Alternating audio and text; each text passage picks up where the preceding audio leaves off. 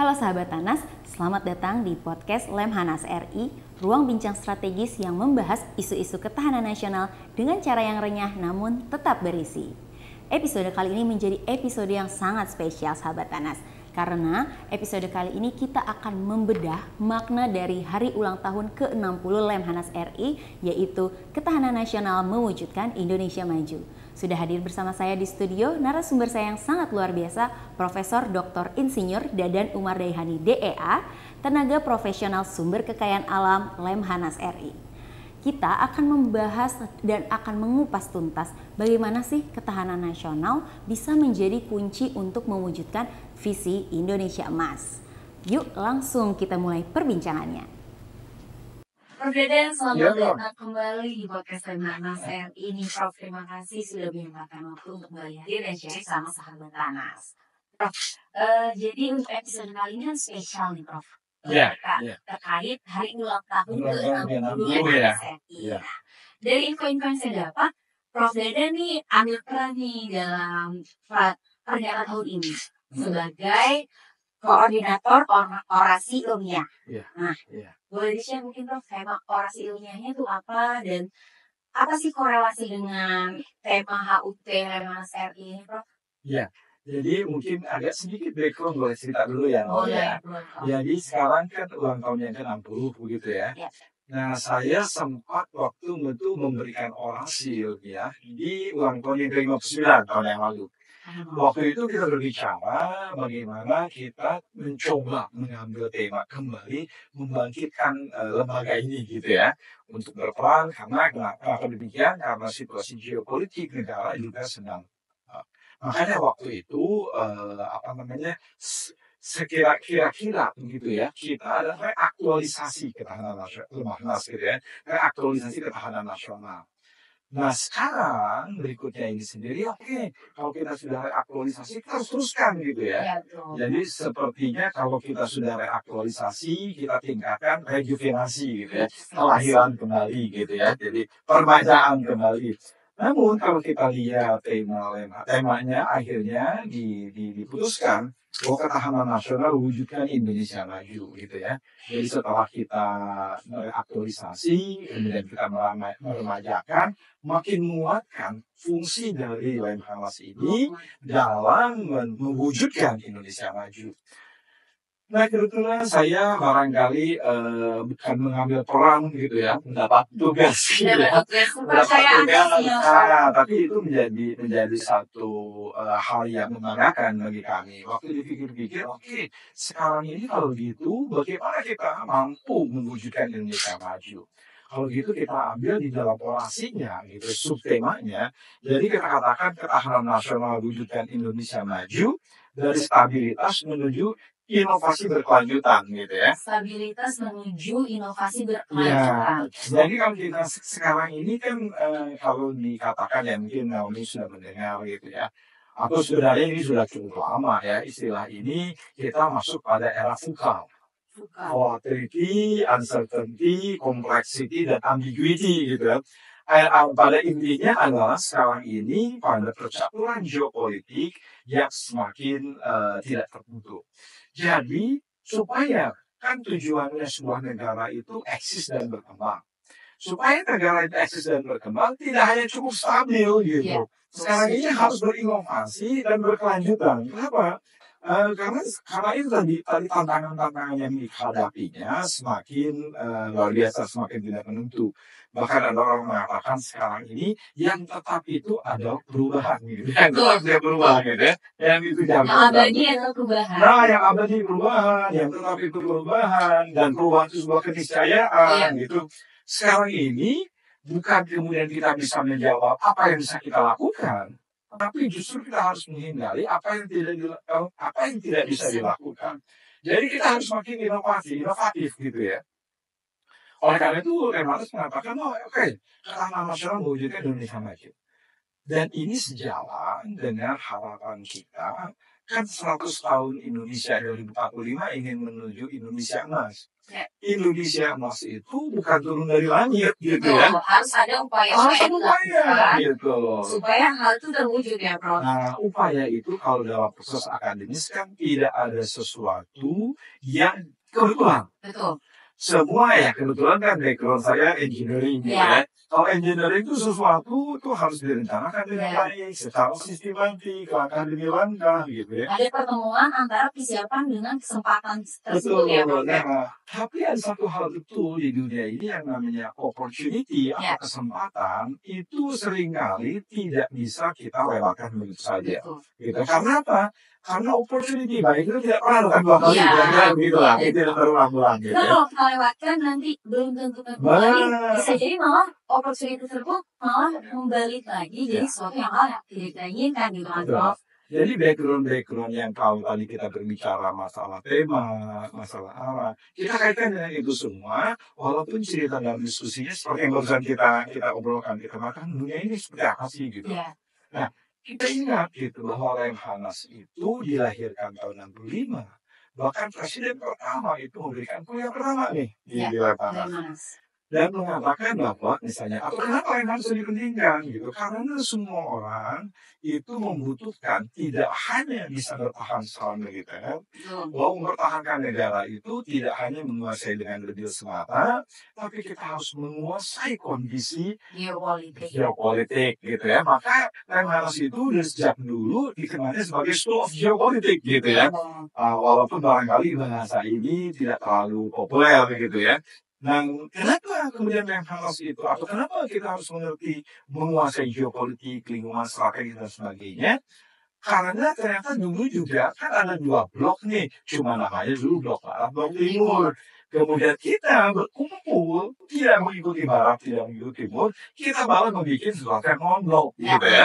Nah, itu kan kondisi itu sekarang tuh sama, walaupun namanya bukan blok kapitalis dan blok komunis, tapi ini sekarang ini adalah bukan blok barat, blok timur, ada blok industri maju seperti Amerika, ada blok industri yang sedang menyalip ke Cina gitu ya. Dua rivalitas ini akan mempengaruhi juga. Nah, tentu saja Lemhanas terus mengembangkan kondisi itu. Jadi tahun lalu kita katakan kita harus beraktualisasi dengan kondisi yang baru. Kalau sudah beraktualisasi, kita sekarang harus mengajarkan kembali supaya Lemhanas ini bisa berperan sebagaimana yang dicita-citakan waktu berdiri, kira-kira gitu. Ya, berarti kan Prof, di tengah-tengah upaya untuk rejuvenasi ini kan pastinya ada tantangan krusial yang dihadapi nih, Prof. Ya. Nah, kalau menurut Prof Dadan sendiri dalam mewujudkan inovasi yang berkelanjutan, apa sih Prof tantangan yang Indonesia hadapi, Prof?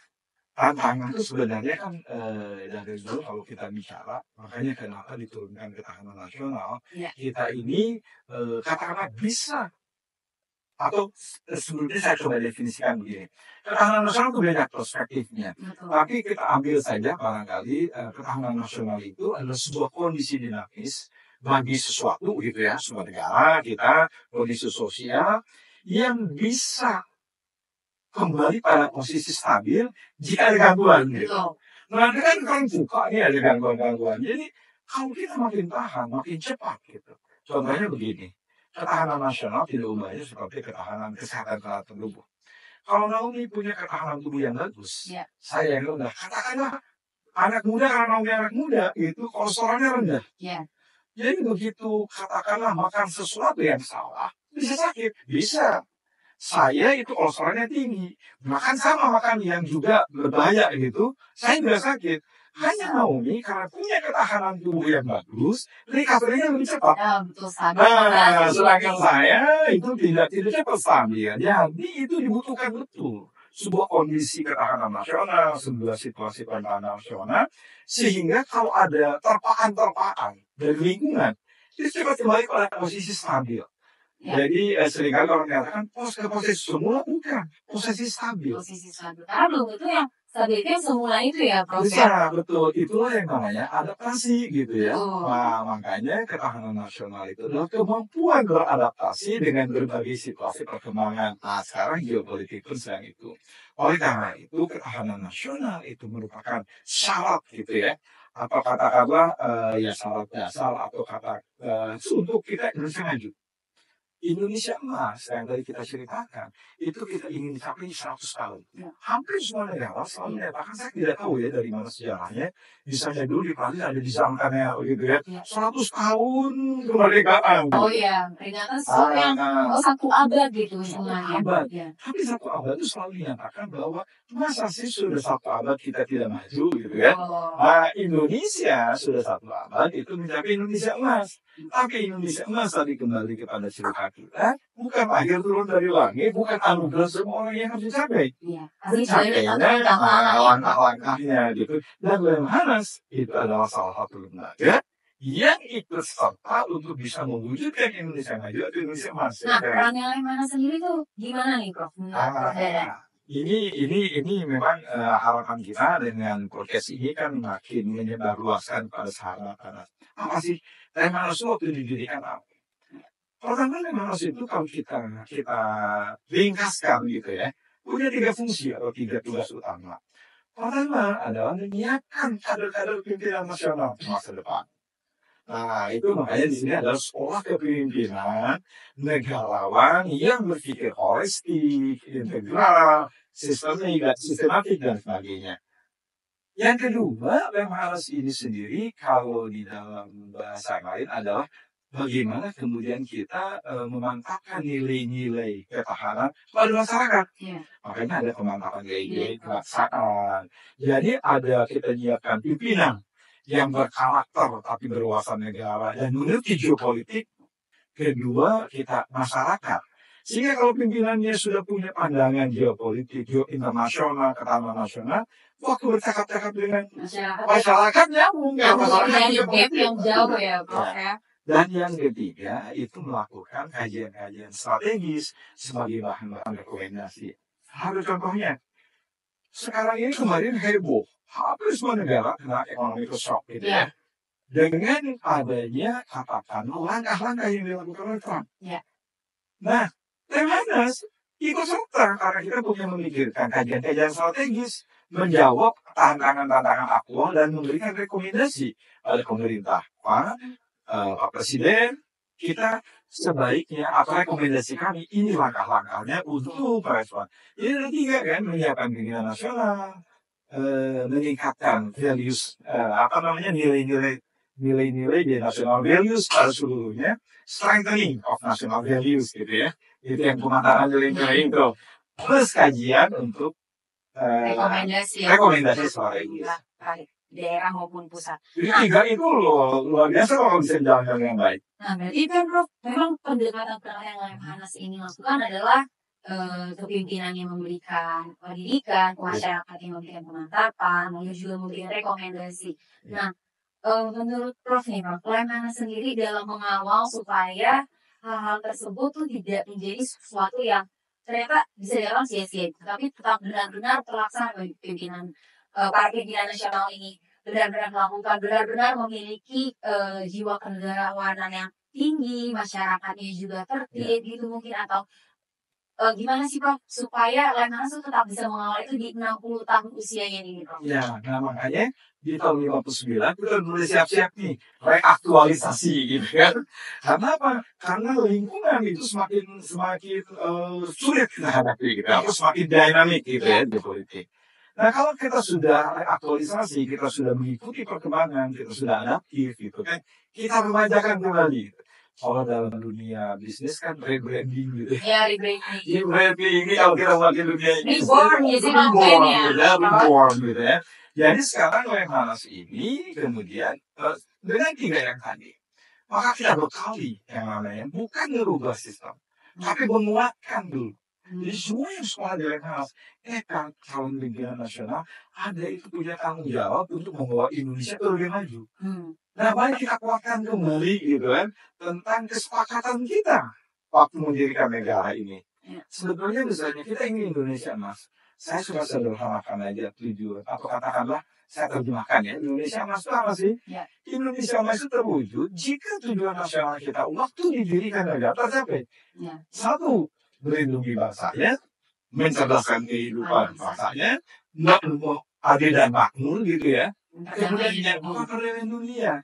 Jadi Indonesia emas tercapai jika kita mampu melindungi bangsanya, bangsanya cerdas, bangsanya adil dan makmur, dan kita itu dianggap sebagai, bukan dianggap ya, kita berperan betul sebagai menjadi aktor di dalam mendamaikan dunia. Kita bilangin ke semua negara gitu ya, negara ada konflik. Ya.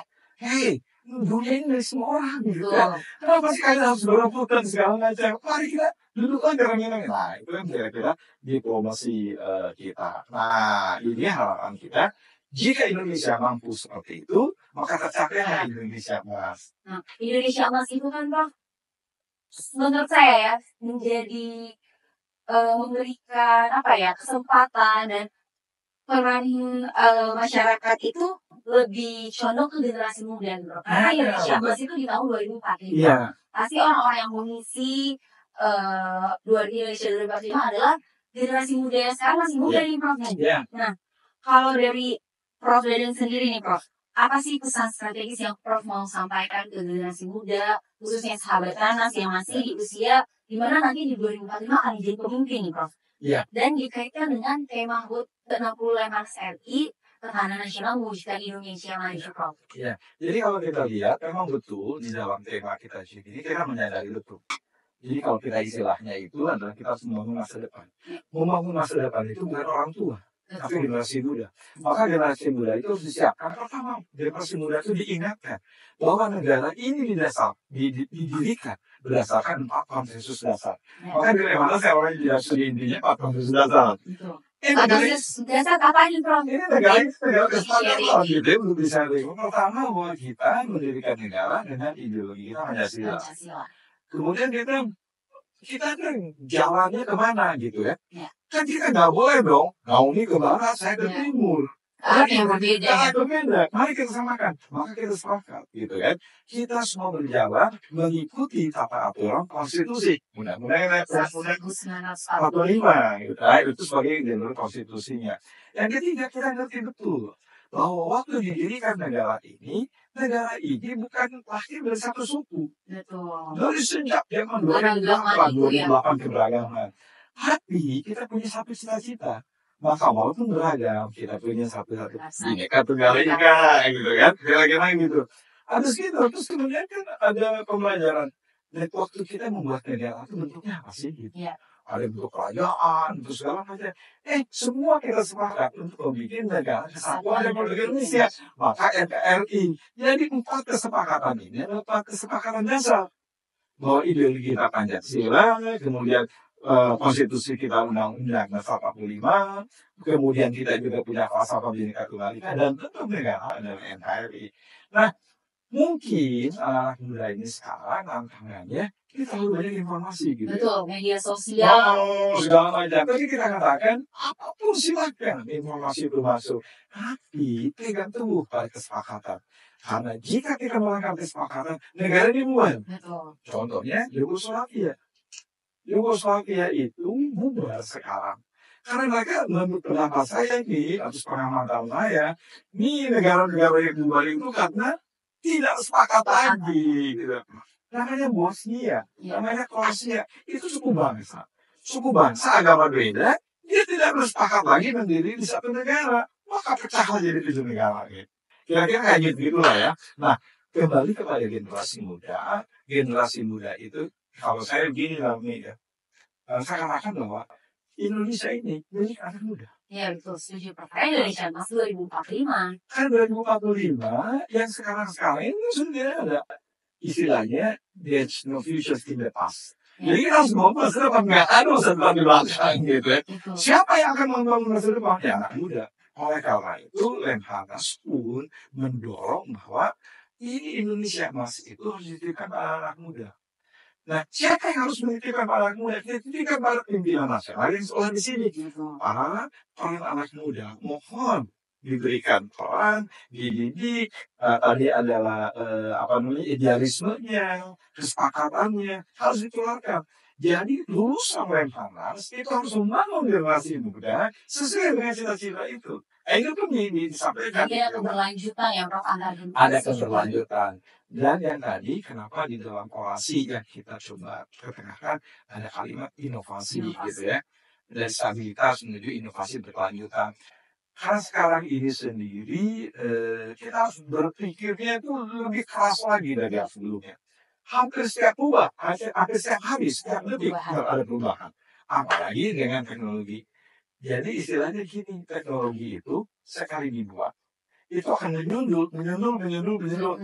Jadi kalau saya pernah mengatakan gitu ya, dulu itu teknologi yang revolusi teknologi atau revolusi industri itu terjadi misalnya ada sekali. Ya. Kalau sekarang yang namanya penemuan lahirnya tiap detik gitu kan. Nah ini juga kita berarti harus punya karakter inovatif, curiosity dan segala macam, tapi tetap ada kesepakatan buat apa sih negara ini ada. Ya. Gitu. Saya sangat setuju Prof. Gitu kira-kira. Dan Prof, saya tertarik nih tadi terkait nanti anak muda itu akan memimpin di 2045. Berarti dari saat ini anak-anak muda itu harus menyadari hal tersebut. Ya. Nah, gimana sih Prof menurut Prof Dadan nih supaya anak muda itu melihat ketahanan nasional hanya sebagai teori saja, tapi benar-benar dibawa diimplementasikan dalam kehidupan sehari-hari nih Prof. Nah, jadi gini, untuk itu ketahanan nasional jangan hanya dianggap sebagai hard skill, tapi soft skill. Soft skill itu dipelajarinya itu meresap ke tubuh. Meresap ke tubuh itu tidak bisa, misalnya gini, sekarang kita banyak, mungkin ada sih yang tidak hafal gitu ya, tapi kalau kita ambil orang di Monas deh, kita tanya Pancasila, kemungkinan rata-rata bisa hafal. Tapi begitu, misalnya kita tanyakan, kalau ada teman kamu sakit, bagaimana? Sesuai dengan Pancasila, saya harus menengok dong. Itu sebenarnya adalah hard skill. Hafalan yang ada di kepalanya. Tapi apakah dilakukan? Belum tentu. Nah, kalau soft skill itu meresap di dalam tubuh. Kalau meresap di dalam tubuh, itu bukan hanya diajarkan secara verbal, tapi dicontohkan. Jadi kalau ini agak Naomi kan, kalau Naomi pernah senang bahasa Prancis gitu, itu saya ngomong gitu, belajar dengan melihat. Nah, semacam ketahanan nasional, semacam kesepakatan nilai-nilai, itu seringkali jangan hanya diajarkan sebagai hard skill. Kalau hard skill itu kita ngapalin aja gitu ya.